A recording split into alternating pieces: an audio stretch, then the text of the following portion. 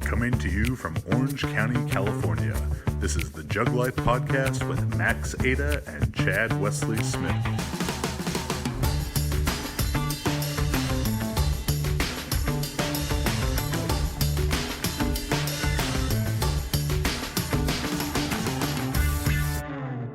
Hey everybody, Chad Wesley Smith here, bringing you another episode of the Jug Life Podcast. Joined as always, Montana Miracle Man, Max Ada. How you doing, buddy? Doing pretty well. How are you doing, Chad? Pretty good. Hopefully I'm saying the same in an hour. So today we're going to be probably talking about one of our most serious topics, our most sensitive subjects certainly we've ever addressed on this show, and that is the concept of transgender athletes, of gender testing in sport, and it's becoming a more prevalent issue, something more at the forefront of athletics every day, and something that we wanted to address because it had a pretty direct effect on Max's wife, Joanne Ada, at the recent World Games for weightlifting. So could you talk about the situation there? There was, in the Masters World Games, we had one competitor I know of, Laurel Hubbard, is transgendered and competed in the super heavyweight category in the female division, and won. I think made like a personal record snatch, 131 kilos, and then maybe clean and jerk to like 149, I think. And obviously won Grandmaster, beat the field by a huge margin. And Joanne was the runner-up for Grandmaster. Yeah, Joanne was second place overall to that. Grandmaster is a comparison by Sinclair Metzer. Yeah. So an age-adjusted Sinclair formula. So Joanne would have been the best female lifter of the entire competition had it not been for Laurel Hubbard. Yeah. There's also, that's not the first. There's obviously been a lot of stuff. Not a lot, but there's been cases of this happening. Not this particular thing happening, but of transgendered competitors in other sports too. You've got a few years ago, there was Caster Semenya. Well, before we get into that, I think let's make a disclaimer here. We're probably going to have to make many disclaimers throughout this episode that Max and I are not experts in this. We're not professing to be experts in this. We're going to share the limited amount of research we've done on the rules and effects of gene therapy and all this stuff, and then things that are our opinions. We're not setting out to offend people in this. More likely than not, we'll probably say something wrong. We're going to call something wrong name, wrong term. We don't know everything that's the right stuff to say. So please understand that when we're going. Bear with us here for a second. So the first important distinction I think to make as we get into this is that Laurel Hubbard was born and lived as a man for the overwhelming majority of her life. Other athletes we're going to talk about, and probably even a bit more of what we're going to talk about, are female athletes who, on their birth certificate, it says female. They've lived their entire lives as women, and then at some point during their athletic career, when they were more likely than not very, very good, the competitors and people around the sport said, what's going on here? This is not a woman. And then applying some level of gender testing. So that's going to be a very important distinction to make between Laurel Hubbard, born as a man, competing as a woman, and Caster Semenya, who we'll talk about more, Maria Martinez Patino, who we'll talk about more, born as women, and then gender testing issues in their career. And I think, the major thing is that all of the stuff that comes out, the stories and whatnot, I think maybe clump everybody together into the same categories. Like, there's this sort of gender identity stuff. That's this whole category. There's a lot of different things, like Chad was saying. There's a lot of different things actually going on with very specific circumstances around each individual athlete's scenario. And so obviously, like you just said, Laura Hubbard was transitioning or transitioned from male to female. And then you have other situations that are maybe very different, where an athlete is maybe even unaware of, pre-existing situations that are not as obvious or not as conscious, right? Yeah.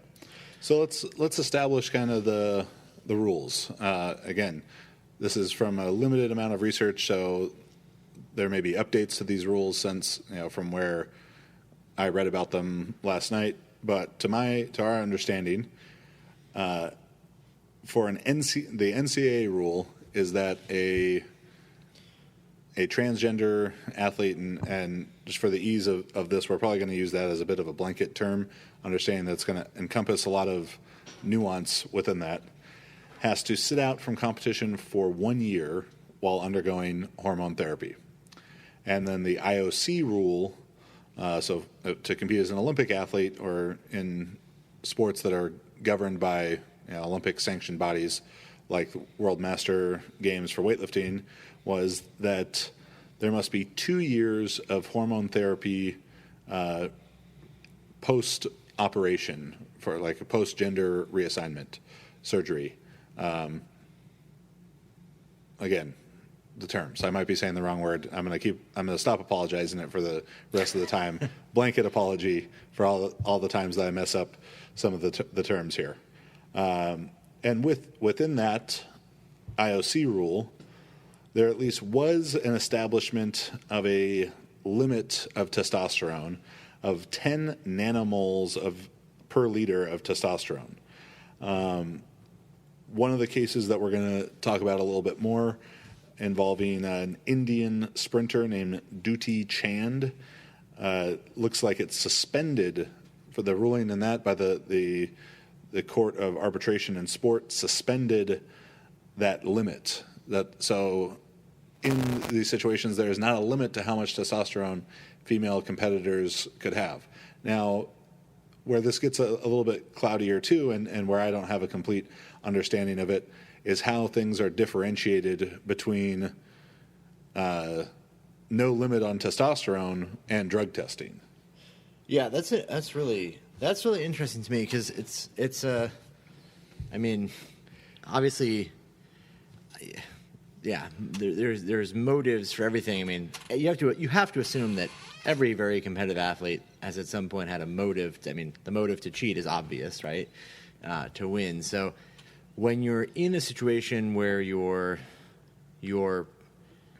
personal life outside of sport involves whatever it involves in terms of what you believe should or shouldn't be in your life in terms of gender, et cetera, how that I don't it would be very unlikely, I think, to the stretch that somebody would reassign their gender or change gender to gain an edge in performance, because I suppose the recognition you gain from winning would also be quote unquote tainted by the incredible amount of stress that you have to go through in life. Just going through that process has got to be not an easy thing, whereas if you're just somebody who cheats and takes drugs to win, that is what it is, and that's not very much a win at all costs scenario. Yeah, that would be extreme. Anything that it takes. So a little bit more about the IOC rule there. To my understanding, from what I've read, in 2015, through this case of Dutee Chand versus the Athletics Federation of India and the ruling through the Court of Arbitration for Sport, the 10 nanomoles per liter of testosterone limit for women currently does not exist. That was the case in 2015, and they told the IAAF, the International Athletics Federation, the world governing body for track and field, that they had 2 years to prove that putting a limit on it is important, that essentially that testosterone is significant to female athletic performance. From where I'm sitting, that sounds like a no-brainer. Yeah. That it is clearly significant. But just as a reference point, that at least used to be 10 nanomoles per liter of testosterone was established as some limit. Potentially next month will be the 2-year mark from that case when the IAAF needs to reprove that 10 nanomoles per liter is a good number, where the normal range for women is 0.5 to 3 nanomoles per liter, and the range for men is 10 to 30. So they're basically saying that the cutoff is the bottom end range for men. Right. That is very high. Yeah. So that brings us to this idea for athletes like Dudi Chand, who is the Indian national champion in the 100 meter, and I think only one of 2 or 3 women to ever represent India in the Olympics in that event. Athletes like Caster Semenya, who Max had mentioned, who's a world and Olympic champion in the 800 meters. An athlete we'll talk about a bit more named Maria Martinez Patino, a hurdler from Spain, who was kind of one of the first people to have failed a gender test and it become a big issue. All of those athletes different than Laurel Hubbard in that they have something called the SRY gene. And what that creates is androgen insensitivity syndrome. So, to my understanding, this is a crossing over of genes on the chromosomes, which results in the athlete having hidden testes with suppressed androgen receptors. So what we're getting to with that is an athlete who has a vagina with internal testicles and no uterus. I feel like I'm in eighth grade health class right now. I mean, hidden testes just sounds like a game that your creepy uncle's trying to play with you. That's a definite no. Continue. Yeah. So, with the presence of this SRY gene, you get, and with the suppressed androgen receptors of it, the androgen insensitivity syndrome component of this, you get athletes who were born as females, who their entire life have lived as females, who it says female on their birth certificate, but they're producing male amounts of testosterone, but because of the suppressed receptors, are not able to really take advantage of that. So it's an interesting scenario. Did you read, or is there any information as to whether or not you can not have the SRY gene, but also have hidden testes? In which case, you would receive the more benefit from the testosterone. Obviously, you might not know that. Yeah, that would be what it. I guess. Across. Okay, maybe it goes hand in hand. Maybe that's the same scenario, right? To my understanding, I'd say yes. That's what it happened. So, with that, kind of the resulting thing is you get a very genetically advantaged female athlete. Right. You get them with much more male-esque characteristics, minus, the parts. And one of the parts. Yeah, at least visible parts. And up to, we're going to talk some about gender testing, because up until the Mexico City Olympics in 1968, the gender testing process, had existed in the Olympics, had existed in international sports like track and field and stuff, and that test was pull down your pants, let's see what you got. The ocular pat down. Yes, an ocular pat down. And that, not surprisingly, seemed to be insensitive and invasive to athletes, embarrassing, all kinds of different things. Mm-hmm. So in 1968, and this practice continued from 68 all the way through the Atlanta Olympics in 1996, they began doing these cheek swabs and testing the chromosomes within the cheek swab. And where that became more confusing, more debatable, these gray areas, was within these hyper-androgynous athletes, or athletes with hyper-androgenism and the SRY gene, that they're looking at people and by their bone structure and their muscularity and all these different factors. Someone like Caster Semenya probably looking at them thinking that is a man, but the genetic testing was showing otherwise, and that's where Right. these debates arise from. Right.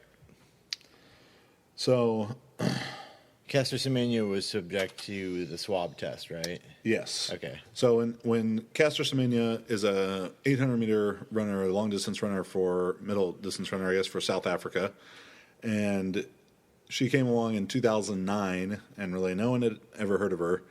And in the span of about 6 months, I want to say took something like 8 or 9 seconds off of her PR in the 800, a race where women are running, Olympic level women are running right about the 2-minute mark, a little bit underneath that to make the finals. And at 2009 World Championships, came and ran like 156, 157, and won by 2, 3, 4 seconds. And people are like, we've never heard of this person. Like, something's going on here, whether it's steroid use or whether it's transgender issues and whatever. Something's going on here. Test her. And they did that, and there was a lot of issues about the privacy of the testing and what her rights as a athlete and person were, and if that kind of stuff was being violated. But at the end of that process in 2010, they said, yes, she is a woman. She gets to compete as a woman. You keep your medal from the World Championships. And she's gone to be very, very successful Olympic champion, I believe, after that as well. I remember in that 2009 race and in lots of international competition in the 800 meter, I have a friend who we're in the same recruiting class at Cal, and a girl named Alicia Johnson, now Alicia Montano, who, if you watch Olympic track and field, you may know her as the Flying Flower, runs with the big yellow flower in her hair. I think Alicia is 7 or 8 time national champion in the U.S. U.S. national champion in the 800. Phenomenal athlete. I've talked about her on a previous episode in regards to retroactive drug testing, how she took 5th in the 2012 Olympics, and that 2 of the athletes above her ended up failing retroactive tests, and she lost out on 4 years of being bronze medalist. Alicia Johnson, instead of being 5th place, Alicia Johnson, and the monetary gain and everything that goes along with that. Well, I've also seen her deal with racing against Caster Semenya, and I remember seeing that race in 2009 that Alicia was in, and I think got 5th at Worlds, thinking this is bullshit. This is a different playing field. But Caster Semenya has this SRY gene, androgen insensitivity. Her entire life has lived as a woman. Says female on the birth certificate, but has internal testes, suppressed androgen receptors. But with that, a lot of the other performance benefits to some degree that performance differences to some degree that come along with being a man, such as, taller. She's 5'10", 160. Generally heavier, bigger heart, bigger lungs, Right. less body fat, denser bones, more red blood cells, narrower hips, which is a big one for sprinting performance. Relatively greater upper body strength. So with that, Caster Semenya created a lot of controversy, a lot of discussion about this topic. The other athlete I mentioned, Dudi Chand from India, she was breaking all these Indian national records, and then they came along and said, all right, we're doing gender tests, and then they said she had too much testosterone, even though in the same situation, born as a woman, lived her whole life as a woman. And, that's still, I guess, kind of undergoing arbitration, at least the part of how much testosterone should women really have.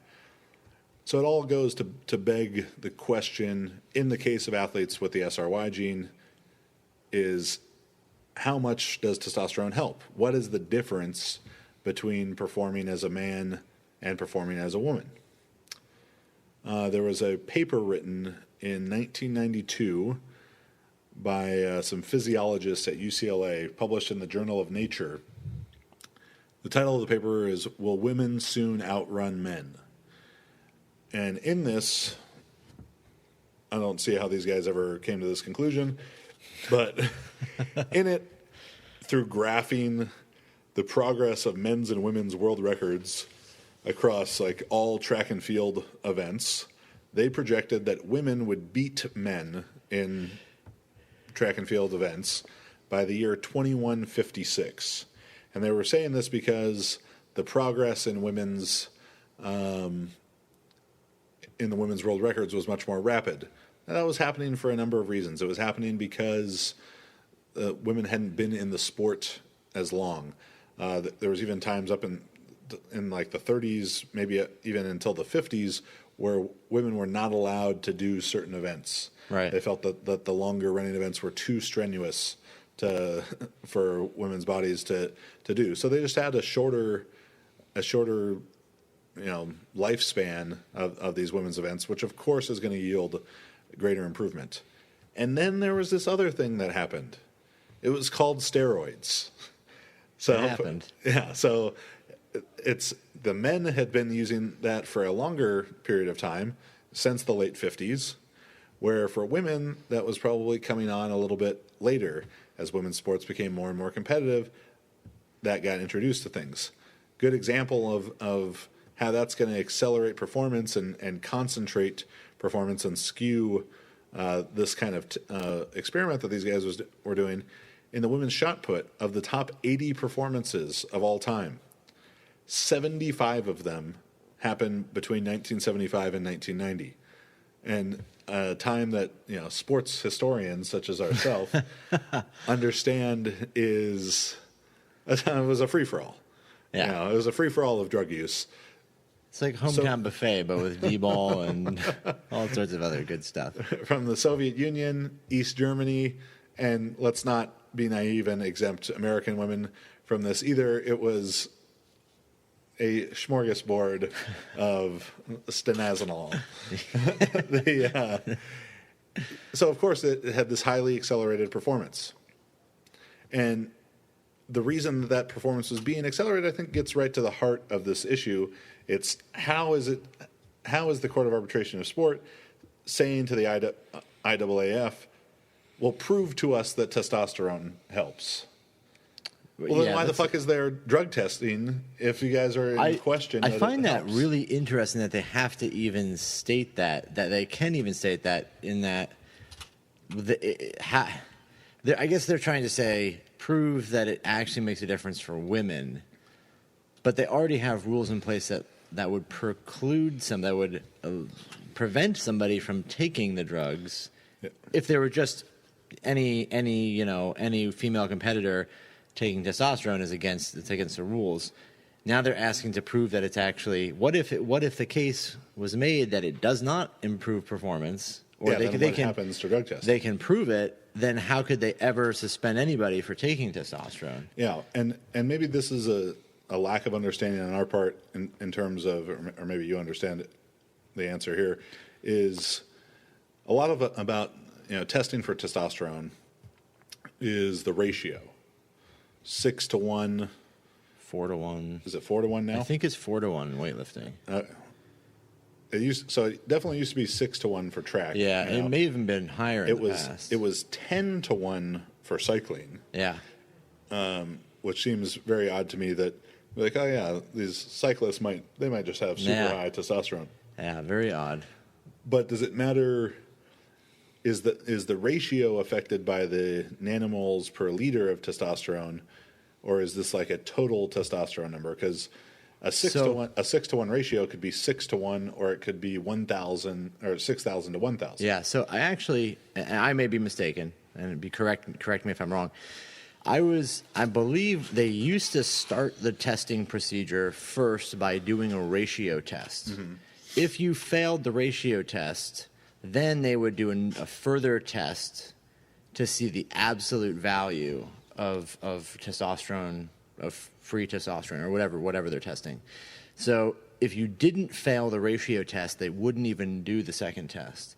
And I believe what people were doing was titrating testosterone with estrogen right up next to the meat so that the ratio test wouldn't set off a red flag. Well, and that's a lot of what like Balco and the Clear and the Cream was about. Right. It was about keeping raising the free testosterone compared to DHT or whatever it is. I actually don't know what the ratio is of. I think it's epitestosterone. Oh yeah, right. Okay. So they were just taking both testosterone and epitestosterone. So your total value comes up, which is going to be performance enhancing, but it doesn't set off the red flag of a ratio that's off. And I believe now the current procedure is to test the total free testosterone, or the total value, which makes more sense anyways, because if you find right off the bat it's high, they're just out. Who was the MMA guy, Alistair Overeem. Yeah, like 53-1. I got a great story about Alistair Overeem. And he tried to claim that it was natural. Yeah, he tried to claim it was natural. So we're in the hospital in Thailand. We went to Thailand, and we're there, and my son hurt his foot, and so we go to the hospital, and I'm standing in the hospital in Thailand, and I'm looking, it's like this kind of really big open atrium, and there's like these glass doors, and I see this dude, and I just recognize him. I'm like, I know this guy, I think. I'm pretty sure I know who this guy is. And he sees me, and he makes eye contact, and he knows, and there's a look on his face like, he knows I know who he is, but I don't know who he is yet. Mm-hmm. And we're looking at each other for a second, and then he kind of just goes away, turns away, and 5 minutes later he comes out of the room with his girlfriend, who was a very attractive young lady. And I see him, I'm like, looking at him, and he's looking at me like, again, the same look, and then I realized, that's Alistair Overeem. And he was just hanging out there, probably. And he's like, probably getting his testosterone naturally checked. And he's like, oh my God, it's Rudy Nielsen. And then he said, hey, Rudy Nielsen. Holy shit, it's Seth Rogen. Yeah, he thought I was somebody else. But yeah, so there's the ratio stuff, and I'm not 100% sure how this nanomoles per liter of testosterone is related to the ratio, and the difference of testing for synthetic testosterone versus natural testosterone, and how all that works. But it sounds a bit fishy, and this idea that and to read from whatever article I took this from, I can't remember, the Chand ruling. So this is the Court of Arbitration of Sport ruling in favor of sprinter Duty Chand of India, who had been barred from competition in 2014 due to testosterone levels above established limits. Chand ruling provisionally cleared the way for intersex athletes to compete without testosterone parameters. The IAAF has 2 years to show why the limit should be restored. Meanwhile, Caster Semenya, during the same time, running during a period of no rules limitations, is unbeaten in 9 800-meter finals, and at a meet in South Africa in the spring, she won the 400, 800, and 1500 in times each of which would have been competitive at the world level. If Semenya was indeed suddenly freed from drugs to suppress her testosterone, the effect on her sport was even more dramatic than on her times. So that's the other part, is these hypoandrogynous athletes with the SRY gene, some of them are having to take testosterone suppressing drugs similarly to what a transgender athlete like Laurel Hubbard, transitioning from male to female, would need to do to make sure that their levels are under, or at least were having to do this to make sure their levels were under the 10 nanomoles per liter. Mm-hmm. So to get back to the, sorry, what were you going to say? The basically you have unrestricted. I mean, to have no actual limit on that is just obscene. Yeah, that does. It's just bizarre too. From any perspective, it's like there has to be some kind of boundary there, right? I mean, whether the boundary is even the fact it doesn't even exist is just bizarre. I mean, why wouldn't you just have some kind of finite number that you can assign to it, even if that's ridiculous? It's still, particularly because with this limit currently not existing, the idea of 2 years of hormone therapy post-op to be able to compete in the IOC for someone like Laurel Hubbard, well, it's just so vague. Yeah.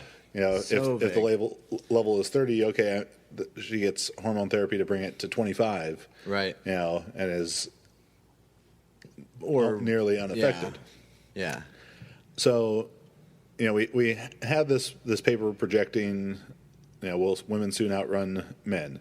That was clearly a very erroneous projection by them because, well, one, it sounded like they'd never actually watched any of these sports. Like, that just ain't how it works. But in their research, they completely negated the idea of female athletes using performance-enhancing drugs. Right. Basically, all of which are testosterone derivatives. Right.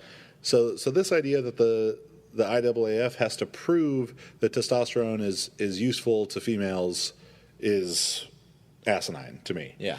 Looking at some other differences in performance from men's world records to women's world records, in the 100 meters, 10% difference. In the marathon, 10% difference. In the long jump, 19% difference.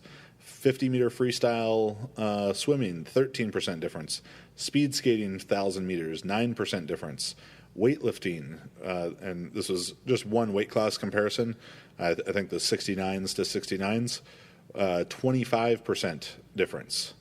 So in the sport there, that's probably most pertinent to what we're talking about. A 25% advantage for men's lifters compared to women's lifters. Yes, that is, the biggest contributing factor to that is probably testosterone, but also significant contributing factors are going to be the things we mentioned before. Less body fat, denser bones, hip structure, the natural upper body strength, and the study.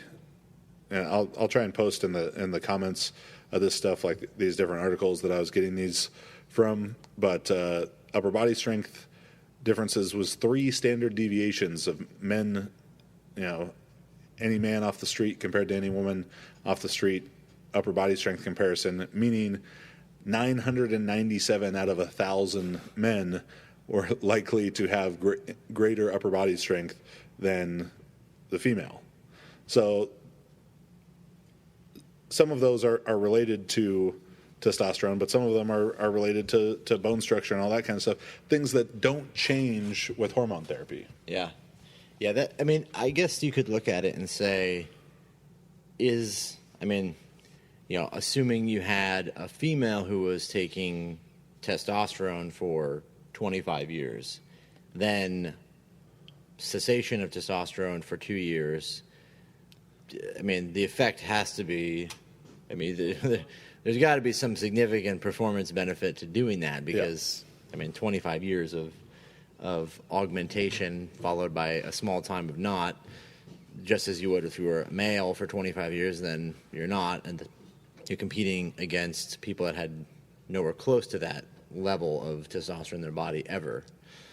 Yeah. So a couple other notes before we kind of get into the bigger discussion of all this, just to frame what we're talking about in regards to performance differences between men and women. We have an athlete named Joanna Harper, and if you haven't read the book or listened to the audiobook version of it, in my case, The Sports Gene, who's the author's name is escaping me for a second here, but the David Epstein, The Sports Gene by David Epstein, he has a chapter in there called Why Men Have Nipples, and it talks about a lot of these genetic differences, and in it he talks about an athlete named Joanna Harper, who is Masters national champion in cross country in 2009. And Joanna Harper had transitioned from male to female in 2004. So 2004 is our line of demarcation. In 2005, she ran about 50 seconds slower per mile than she had in 2003. So that's a significant difference. That's a big difference, having gone through the hormone therapy, gender reassignment surgery, and hormone therapy, to lose 50 seconds per mile in a run. But as far as sex and age-graded performance, showed about the same level of competitiveness for either one. So in that sport, cross-country, maybe is it's going to be probably different based on these different sports, more explosive sports to more endurance-based sports.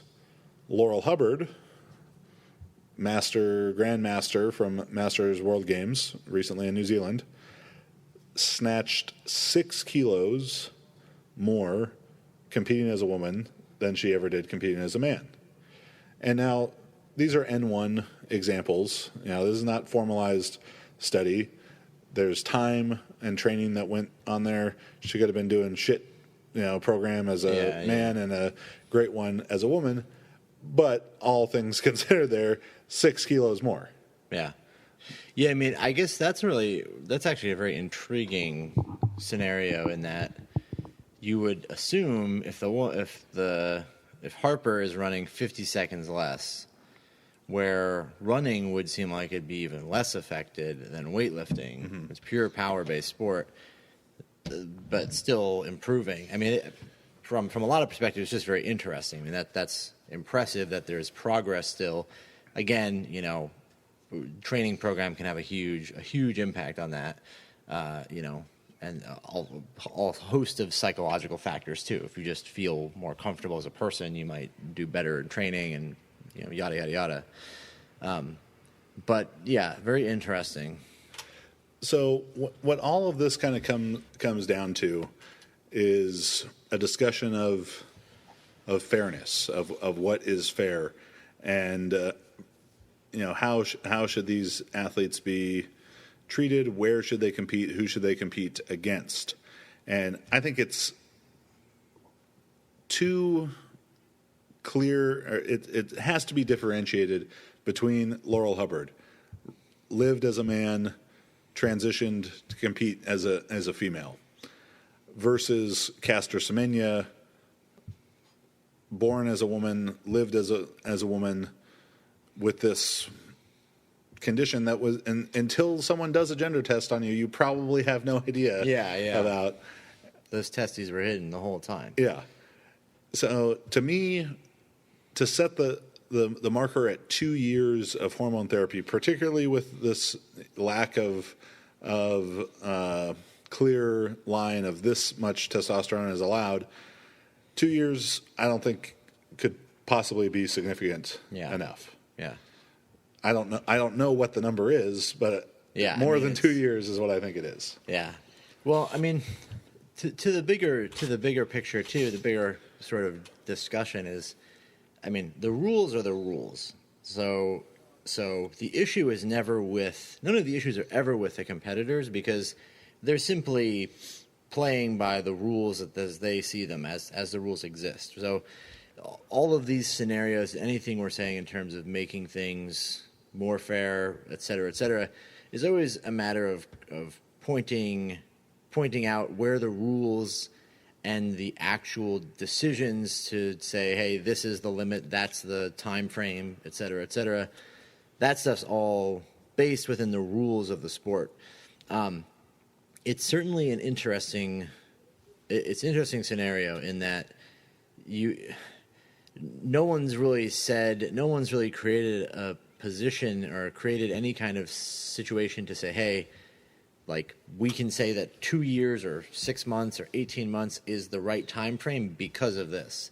It almost appears to be just completely arbitrary. Yes. Just pick a number out of your ass, and there you go. It's one more real important stat that I forgot to bring up and that will be useful here is during this time of doing the cheek swabs as the gender identification test for the Olympics, from 1968 to 1996, they found on average 1 in 420 women. Specifically at the 96 Olympics, it was 1 out of 480, but over the whole time span, almost 30 years, which is significant, body of evidence there. 1 in 480 women competing in the Olympics across all sports had the SRY gene, androgen insensitivity. A typical rate of that in the female population is somewhere between 1 in 20,000 and 1 in 64,000. So 500 to 1,500 times more likely Yeah. to exist in a female Olympian than in the general population. So That's good talent identification. yeah, and that kind of seems like it is the thing with the SRY gene. Is with that you're really just getting a female who has great genetics for their sport, which is a big difference than getting a male who transitions to a female. Right. Right. So to me, there has to be some kind of distinction drawn here. One, there should definitely be a testosterone limit.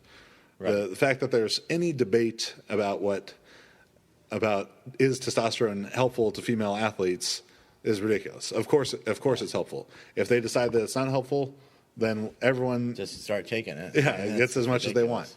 Like then they would. I don't see how they could argue to not let female athletes who are not transgender or do not have SRY Yeah. gene, how they could stop them from taking testosterone Yeah. up to that limit. Like that. Yeah. That's ridiculous. You could almost even say, here's the data we've collected of all the data we can find on testosterone levels in blood for female competitors, female people, and from that pool of data you say, okay, the average level on the high side, on the low side, this is the average, right? It's not 400 nanograms per deciliter. It's like 10, right? So that could be the start of that discussion as to where the limit is, right? It's based off of evidence we have for people, not just, a ratio of 6 to 1 or 8 to 1 is just superhuman. I mean, that's it's so rare. It's usually closer to 1 to 1, 2 to 1, and I'm sure there's cases where it can be very high, but there's obviously a leniency towards this being very open-ended, and if you created something that was much tighter where there's an absolute limit that's very close to physiological levels, you have a much better scenario for testing. Well, do we know? So this data to me is showing the 1 in 480 women, and just generally one of the other things they talk about in Sports Gene was from this testing of Olympic athletes and stuff that they were generally on the high side of testosterone. Sure. Anyways, they were talking about females. Do you know, or do you think that that's the same thing is true for males? That male Olympic athletes are generally Probably, yeah. higher testosterone levels? I would have to believe so. I mean, Yeah. I would have to believe, that the higher testosterone males are going to be driven and selected to be in those sports, right? I mean, Yeah. or in sports. So if naturally higher testosterone males are being allowed to compete, and there's whatever limit on that testosterone being placed, but they tend towards the higher side of things, then women, and when I'm saying that, I mean born as a woman, lived as their whole life as a woman, tend towards the higher side of the testosterone as well. That to me makes perfect sense. Right. Yeah. What does not is to have a woman transitioning or a man transitioning into woman, and to not just have the benefits of higher testosterone with the other physical attributes, height, heart size, lung size, bone density, red blood cell count, hip structure being relatively the same, but now to take all of those advantages and only diminish this one advantage, not Right. eliminate this one advantage, but just diminish diminish it. it to a point that it's still 3 to 20 times higher than the normal range for women. To me, seems like these governing bodies in sport are doing female athletes a disservice. Yeah. Well, that's the interesting case, right? I think, and I would say especially in like the transition, the people that are transitioning from male to female, because I don't believe there are women transitioning to men that are Yes. succeeding in sport. at a high level against men. Yeah, that were men from birth or that didn't transition. That to me is the simplest argument Right. about the fairness of gender identity, transgender athletes in sport. Yeah. All of it is man transitioning to woman and winning and beating everyone and setting all these new records. When someone and maybe someone has an example of this and they can post in the comments. When there is one, and we really need more than one, but when there is a example of female transitioning to male and being a champion, an international champion in that sport, then I think we can begin to discuss. Oh, well, it doesn't matter if you're a man or a woman. It's all about the hormones, right? It's all about the hormone therapy. Yeah. When Jara Lee Vega, this is well known, so it's not like we're talking about a secret. If Jara Lee Vega was the American record holder, or is the American record holder in the snatch, clean, jerk, and total in the 63 kilo class. Just the clean, jerk, and total. Oh, okay. Woolfolk has the snatch. Oh, clean, jerk, and total, and now has transitioned. I don't know at what stage of the transition. Definitely the hormone therapy part. I can't speak to the surgery part of things. But if she comes along or he comes along and starts competing as a male and sets the American record in the clean and jerk and the total, then sure, then we can have a discussion that it's all copacetic. At that point. It's all about the hormones, and you just do the hormone therapy, and it's all fine. Yeah, because what is being done now is in an effort of political correctness or sensitivity, oversensitivity, whatever it is. That they're being, in an effort to be fair to an incredibly small minority of female athletes, they are being unfair, or potentially creating a environment that can be unfair to the overwhelming majority of the female athletes. Yeah. Well, I mean, it's also there's so many really interesting cultural aspects and social aspects to it too. I mean.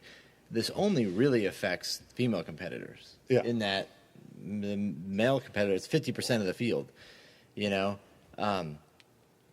It's very interesting. I mean, there's a lot to be said for what are the ramifications of it. I honestly don't believe there's going to be hordes of men changing gender to compete with women. I don't think that's the case. So, assuming that's not the case, does it lend itself to say it would perhaps be more fair to everybody if there was another category for people that have changed gender from one or the other, right? Female to male and male to female, to compete against people that have the most similar situation to you would be the most fair. The irony is that in masters competitions, you don't compete against people of different age groups initially. You compete against everybody in the same age group first. So they're even distinguishing based on age. There needs to be more categories. If they can make the assumption there needs to be distinguished categories for different ages, 5 years, wouldn't the same be said for having a certain amount of time as a different gender to be switched to another? And that's where I feel like it's kind of an interesting. There's so many categories, yet there isn't a category here, and maybe it is just a matter of sport recognizing these people and saying, hey, you deserve to have your own level playing field amongst people that are in the same situation as you, and be recognized as excellent athletes in that position, rather than being put into categories that are not necessarily fair to everybody involved in it, right? I don't remember if I was reading Facebook comments or saw an interview about this with Janae Marie Krosielewski, formerly Matt Krosielewski, talking about having gone on hormone therapy and that kind of stuff, and how his strength levels were affected, and kind of saying I ended up doing about the numbers that these top female powerlifters are doing. Yeah. That was, 650 squat, 400 bench, or 600 squat, 400 bench, 650 deadlift, something around there. Sure. And untested powerlifting becomes such a further clouded issue because, hormone therapy is not the right term going on. A lot of self-medication. A lot of self-medication in untested female powerlifting that kind of clouds the issue more. But he was saying, he went from being this top men's lifter to lifting the numbers, not in competition, but lifting the numbers the same as the top female lifters. So is that evidence that it's the same? And it's only a one person example, but yeah, I feel like that's got to be a stretch because I mean he maybe, let's say those numbers were the same, that you're talking about somebody who's coming down to that from a super physiological level as a male, and who was a very, very strong male, top, 0.1%, to now would be literally the strongest female. Yeah. Right? I think that's almost more of if he came down and became, top 10% of elite female lifters, maybe that would be a little more kind of buy into the idea that, okay, maybe they are more equal, because there's got to be women that are very, very predisposed and talented to it and taking drugs. Yeah. Yeah, I mean, I don't know. Well, it's like you said, the example you said before. If you have a female athlete, so we have a male athlete transitioning to female at age 25. So for 25 years lived as a male, regular testosterone levels, everything that comes along with that. And then at age 27 has now passed the IOC standard of 2 years of hormone therapy post-op to compete as a female. People are much more inclined to say that is okay, I think. Yeah. Rather than have a female, and this is going to be off because, no one is taking steroids as a baby, but for the sake of this, 25 years of performance-enhancing drug use, and then cutting that out at age 25 to then compete at age 27 in a situation that they can pass the drug test, let's say, and I know different things, you're supposed to have been clean for 2 years or 3 years or 7 years, and you sign your name and whatever and say that you have been. If you pass the test, you pass the test. Yeah. So let's say 25 years of drug use, stop for 2 years and compete. Almost no one is going to be like, oh, that's fair. Yeah. Yeah. I mean, they could theoretically just say, sport isn't necessarily about being all-inclusive. Sport is about qualifying for the standards to compete. And we're talking about the Olympics and these top-level sports. You could almost say that any manipulation of hormones is against the rules. Up, down, whatever. Side to side. Any kind of change of hormones for a medical reason or anything is not allowed. And you're going to obviously eliminate a lot of people that have medical conditions, all of those things. But,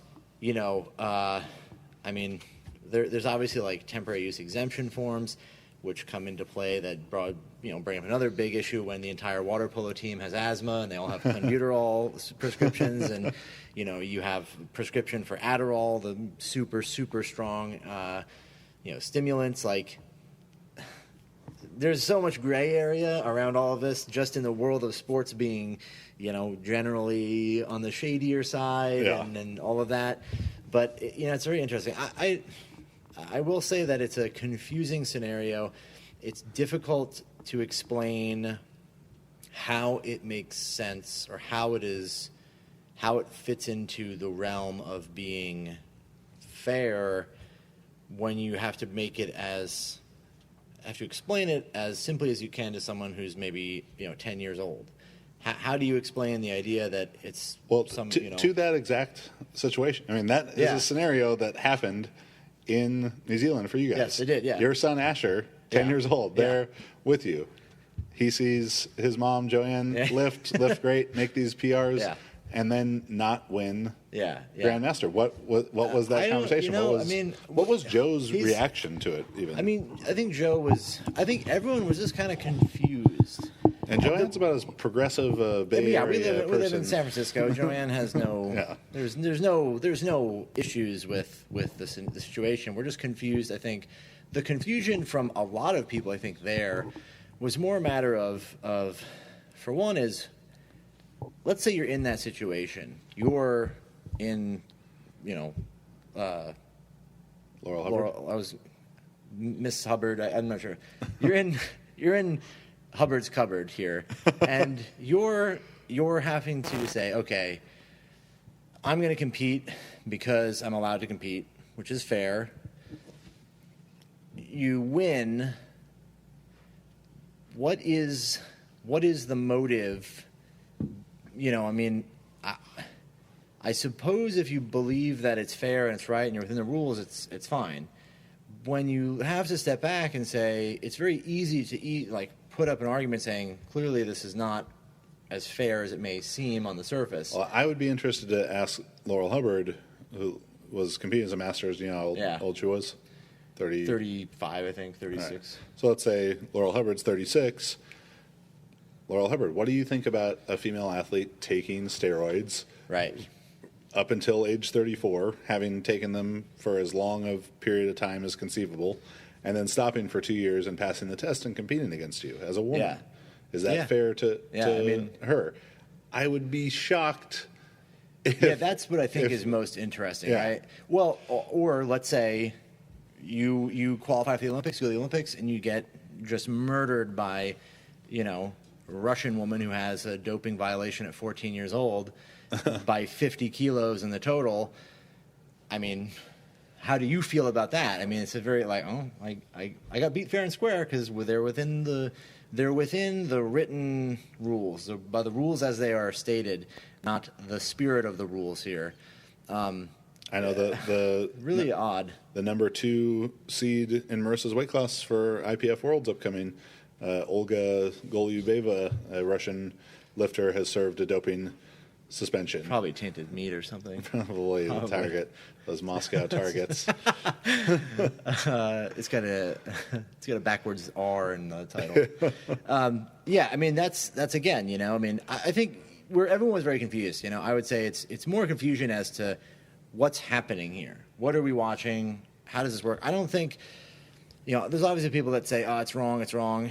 I don't necessarily agree that it's wrong. I think it's just there's a confusion as to, I think this is probably something within the realm of sports that is very poorly, the rules are very poorly laid out. They're very kind of almost like off the cuff, like they had to figure it out on the spot, and they sort of just went with this. I mean, it used to be, that whatever society and culture were, it was easy to just say, pull your pants down and we'll do that. And they kind of just, maybe turned the blind eye to what was going on, or they didn't acknowledge people for where they believe they should be acknowledged.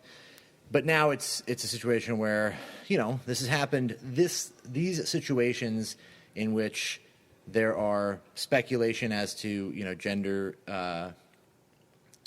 testing scenarios. You have the people that have genetic predispositions to different things. You have people that are transitioning. There needs to be a better understood and established method for, the rules by which they compete, where they compete, how that's fair for all athletes. Yeah. Now, I know like CrossFit, there was issues a few years ago with an athlete that was trying to compete in CrossFit and was flat out just denied. Yes. In which CrossFit is a private business, so they can kind of do whatever they want. But their logic was very straightforward, as I believe, was just, well, you had the advantages of being a male for so long, and you changed, and so that's not fair. And in that instance, at least the transition had happened really long time. Yeah, 15 years before the CrossFit issue came about. Yeah. But to me, it and I know the question of what is gender, what is someone's gender, in the last 5 years, 10 years, whatever, has become a much more complex answer than Well, you got Mankini. than when your mom gave birth to you and the doctor said, "Congrats, Yeah. you have a new baby boy. Congrats, you have a new baby girl." The question, the answer to that has become much more complex. Right. I don't know that the complexity and feelings and nuance of all of those answers should enter into what sports or what division that the people are supposed to be competing in. To me, that's a much more simple line to draw of you are going to compete as the gender that you were born. Right. Where it's a more gray area when you get into this androgen insensitivity syndrome, SRY gene, hyperandrogenism of people who have, when they were born, they said, this is a girl, but have the internal testes and high testosterone level that comes along with that. That's a much more complex thing. Yeah. Clearly, there should be a limit on testosterone that female competitors can have implemented. Yeah, that is no brainer. But for my opinion, competing as the gender that someone was born, there are nuances to that answer now that are beyond my understanding, and that's for someone else to answer. But it's funny if you think about, let's say the rules are just the rules. They're exactly the way they are. You're going to get drug tested randomly out of competition. 15 years ago, Laurel Hubbard would have failed at least 2 drug tests for having too high a testosterone level. So there's a scenario where you would have already been banned and ineligible to compete anyways, because in the same scenario, yes, that's a good you're point. A female at 14 years old, Katarina Tatiana fails drug test. She has a drug test on her name at 14. You circumvented the you circumvented the rules by being a different gender then, and now it benefits you when you transition, right? I think, it's a very odd place. Because there's no way you'd pass a drug test. Yeah. You have testosterone level that's 10 times what a woman was at the time. That's a very good point. Very odd. Yeah, I think that's one of the easiest analogies or whatever to use is extended time of drug use versus extended time of being a man, and then a 2-year transitional period of off drugs, hormone therapy. One of them people are much more inclined to protect, much more inclined to say that this is okay. And I get that there's emotion and sympathy and empathy and these incredibly high rates of suicide within transgender people and all this stuff. And that's why people, I think, are wanting to say, yeah, this is okay. Because no one's saying this woman who's been doing steroids, who would have been caught 10 times over, she can compete now because she was clean for 2 years. Yeah, it's because really, there's no feelings and empathy about that. It's purely would have been a violation of the rules back then. What's interesting too is I'm not sure how correct me if I'm wrong, and I'm sure people will. But I believe in certain sports, maybe certain countries, there's what's called a doping passport. And this is a passport that you essentially have that's stamped, and they keep records of testing when it's done, and they do blood testing where they'll keep track of red blood cell count, testosterone levels, and these things. And they keep track of this data throughout the course of the athlete's career. This may be a German thing, where they keep track of these things, and if they see, it's usually for red blood cell, like EPO and stuff, where, we have a baseline for 5 years here. Now suddenly your red blood cell count is twice as high. What's going on? Because you have to have, you can't compare. You don't know exactly where that is, right? Yeah. But if you have somebody who would again, the same situation, had a doping passport, had 5 years of, extremely high testosterone levels for a female, then all of a sudden they drop, and now you're a female and you're competing.